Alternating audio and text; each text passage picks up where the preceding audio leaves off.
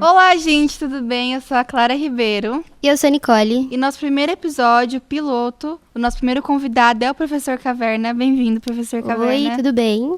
Obrigado, é uma honra imensa. Obrigado, é uma honra imensa receber o convite, estar aqui hoje. Eu espero poder agregar para todos. Então, para nossa próxima pergunta é como que a filosofia mudou a sua vida, seu modo de pensar, principalmente. Bom, basicamente foi na rua, foi no meio-fio. Uhum. Em contato com os amigos, entre em conversa, sempre fiquei me questionando, né? Entre nós, no caso, né?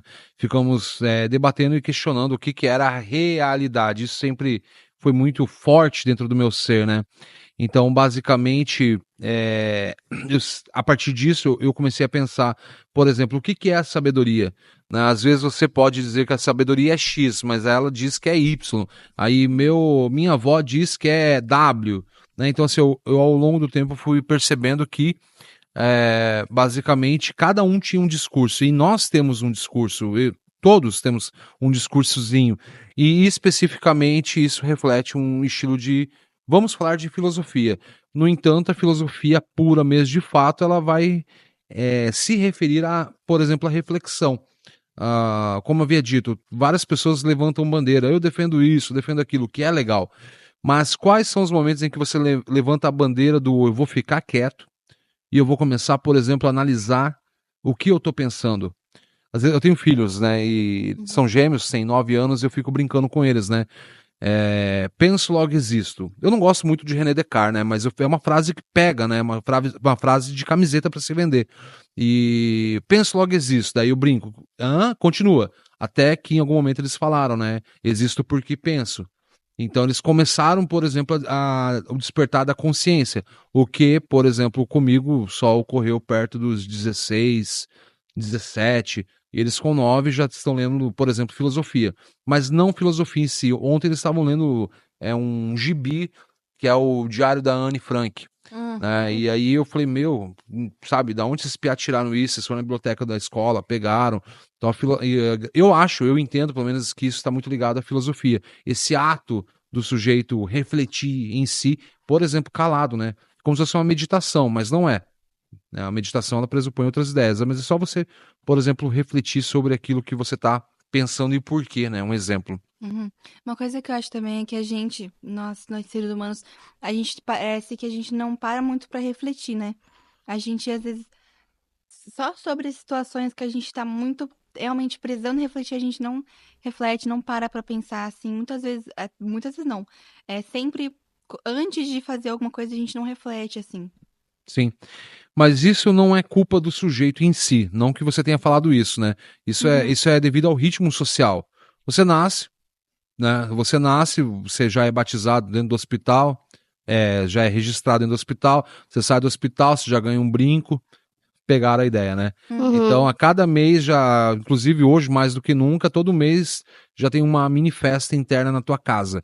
Você não tem tempo para pensar. Entendeu? É foto, festinha de um mês de vida, 2, 3, 4, 10, 15.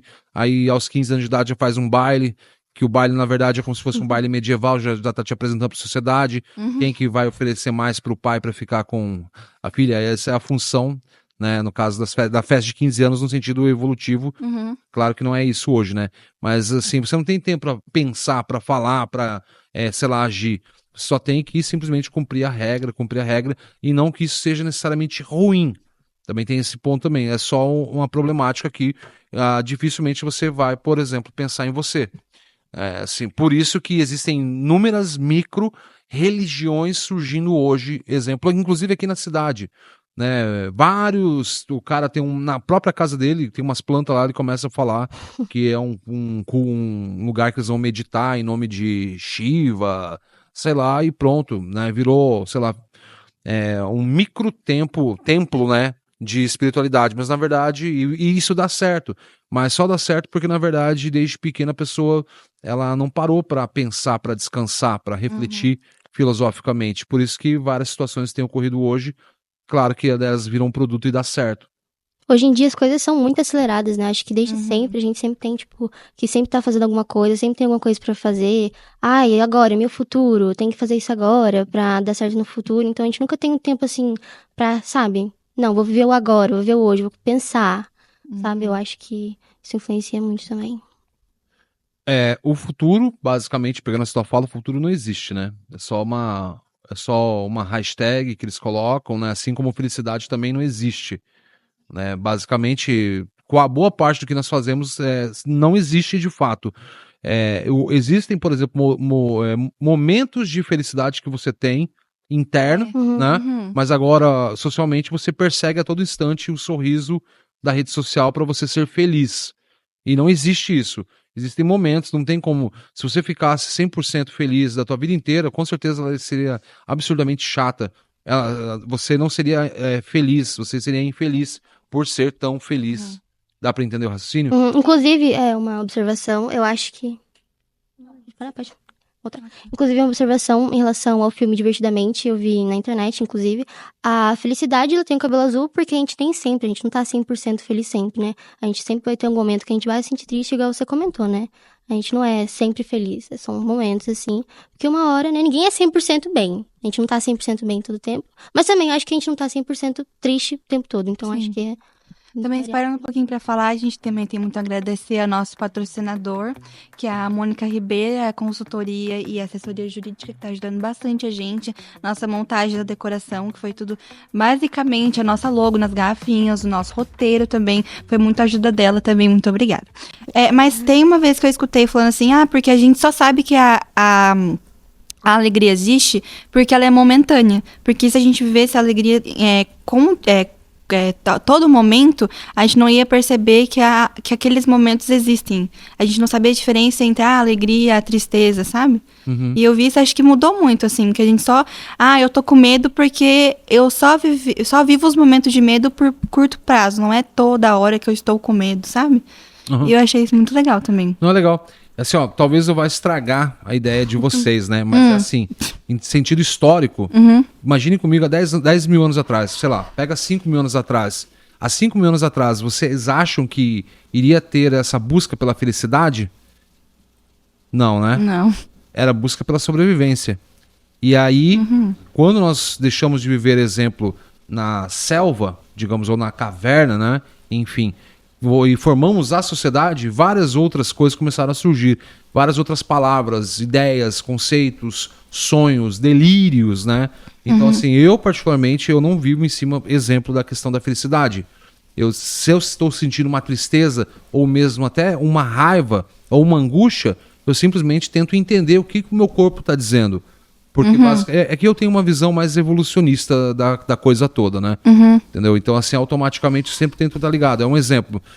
Por que o pessoal CrossFit, a empresa CrossFit de academia, esse negócio de fazer força, levantar pneu, por que você está bombando e está dando dinheiro para o empresário? Pô, você pega uma pessoa que ficou a vida inteira com 35 anos nas costas, nunca fez um exercício de fato, não andar de bike, exercício mesmo pesado. E ele fica lá 4 meses no CrossFit, o corpo dele ativa toda essa mensagem de DNA de sobrevivência dele, que automaticamente ele atinge aqueles momentos dele de glamour, né? Ou podemos até dizer com um tipo de felicidade interna dele. Mas na verdade é só porque o corpo tá gritando. O corpo tá gritando, eu tô vivo. Sim. E hoje em dia, ainda bem que a gente desperta muito essa coisa, né? A gente vê essa onda de exercício físico, porque antigamente eram poucas pessoas, não tinha tanta visibilidade, né? De eu vou lá fazer um crossfit, um exercício físico. E a gente perdeu essas características de sobrevivência, né? Porque lá nos tempos antigos era tudo meio tipo, eu tenho que caçar, eu tenho que correr. Hoje em dia a gente já tem tudo pronto, né? Eu vou lá ligar, pedir um iFood, eu não tenho o trabalho de fazer. Então, acho bem legal. Nicole, né? Então, Nicole, mas aí, só para comentar, para tentar agregar, inclusive, acho que aí que é um X da questão. Por que eu sofro, você sofre, quem está nos acompanhando sofre? Porque a todo momento o corpo está gritando, o corpo quer viver. E aí, em sociedade, nós não temos mais essas vivências. É como se a sociedade tivesse evoluído absurdamente, né? É rápido demais e o corpo não.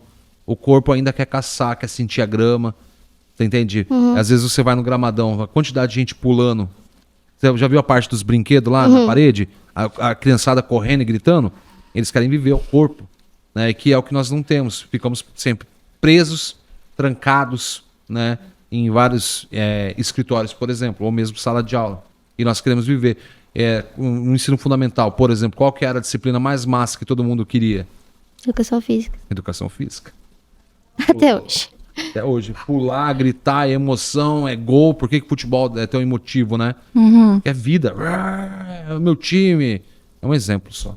Reflexão Sim. aí, não tinha pensado Bom, nessa então vamos para a última pergunta, então, que é a pergunta do público. Qual que é a pergunta do público? A pergunta produção? do público, meio que você já respondeu, mas o que você inspira se você se vestir desse jeito e a sua maior inspiração na filosofia? Maior inspiração na filosofia. Essa é difícil, hein?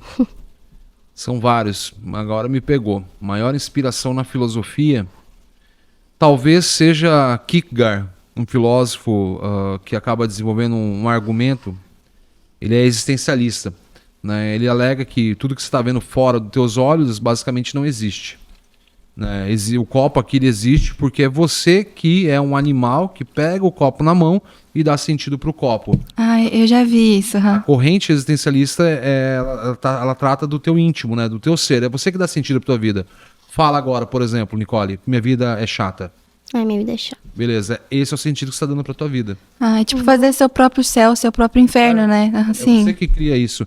E aí toda vez que nós fazemos uma escolha, por exemplo, baseado na racionalidade, exemplo, olha, eu vou fazer um curso de engenharia, né, ou medicina, enfim, né? Nós achamos que vamos, por exemplo, fazer o curso, nós vamos concluir o curso, nós vamos ter uma carreira, etc. Vai ser tudo lindo, maravilhoso. E ele acaba desenvolvendo argumento. Quais são as provas científicas, ou seja, filosóficas, num sentido mais simples, de que você pelo menos vai conseguir terminar o curso vivo? Porque pode cair um negócio na tua cabeça, você pode ser atropelado, porque não tem provas. Então essa é a essência. Então, em vez de nós ficarmos racionalizando a vida, ele traz esse problema. Tudo não passa de uma escolha. Eu escolho sair por essa porta. Eu escolho esse curso. Não tem, de fato, algo concreto e válido que vai garantir, né? É só uma questão de escolha. Eu escolho virar à direita, eu escolho virar à esquerda, eu escolho definir que a cor mais bonita é azul. Não passa de escolha. E não tem nada fora de nós, no caso, né? E qual que era a outra pergunta do público? O que inspira você a se vestir assim? Me parece que é uma projeção do meu eu. Parece que eu sou assim, de fato. Eu me reconheço assim, né? Eu só não pintei a cara, por exemplo, que eu ando, né, com a cara pintada, porque tava quente lá fora. Eu falei, não vou passar isso aqui, eu vou morrer. Gruda, sabe? Maquiagem, vocês sabem. É um negócio esquisito, eu não curto muito assim, né? Mas eu gosto de passar, mas não no calor que tá na cidade hoje, por exemplo. E isso reflete um pouco, assim, mais ou menos aquilo que eu sou. Eu sou um pouco dessa cultura grega, eu sou um pouco da cultura da irracionalidade, né? Dessa questão humanizada, né? No sentido street da rua, né? Eu sou um pouquinho de tudo. Talvez esse seja mais ou menos uma das melhores versões que eu tenho que eu possa expor para quem está vivendo ao meu redor, né? Mas claro que não dá para dormir assim, né? Mas que interessante, né, saber dessa informação, você se permitir, né, ser desse jeito, se vestir desse jeito, porque eu acredito que muita gente às vezes queira, mas por medo de tem externas, vergonha, ou mesmo até não se identificar, não se achar, tá ali, mas meio que lutar contra, sabe? Então achei muito legal essa parte. É que todo mundo é um personagem, né, Nicole? Você é um personagem, eu sou, tua mãe é, teu pai, teu avô, no sentido social, com carinho e respeito, né? Minha mãe também, entendeu? Porque dependendo da roupa que ela comece a usar, o vizinho dela vai falar mal, vai criticar, vai apontar o dedo. Esse é um dos problemas de se viver em sociedade. Você não pode ser de fato aquilo que você gostaria de ser. Esses dias um parente meu, ele tem o cabelo branco, ele pintou o cabelo de preto, né? Eu falei, ô fulano, tal, mas por que tu pintou? Não, porque o pessoal lá do baile, todo mundo pinta. Eu falei, daí, você entende? Esse é o problema, no sentido de personagem, tem que estar sempre tentando agradar o teatro, né? Mas não é um sentido negativo que eu quero dizer, né? Simplesmente é assim, eu aceito e eu sou assim. Sim. Esse é um problema muito também da nossa idade, a gente percebe, né? Que tem muita gente que deixa de fazer muita coisa por medo de pensamentos de outras pessoas, de meu Deus, o que elas vão pensar, assim. Aí elas deixam de fazer amizade, deixam, tipo assim, de fazer a coisa certa por medo que os outros vão pensar. Eu acho um perigo. Você, professor, sabe do que a gente tá falando, né? Você deve ver isso todo dia. Vocês, não só vocês, o mundo inteiro sai de casa de manhã pra trabalhar pensando na opinião do outro.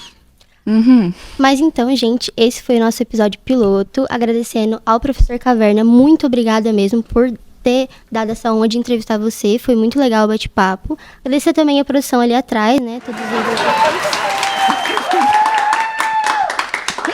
ao patrocinador, mais uma vez, é o Colégio Bertone. Então, gente, fica ligadinho que logo, logo sai mais um novo episódio. Obrigado, até mais, gente. Tchau.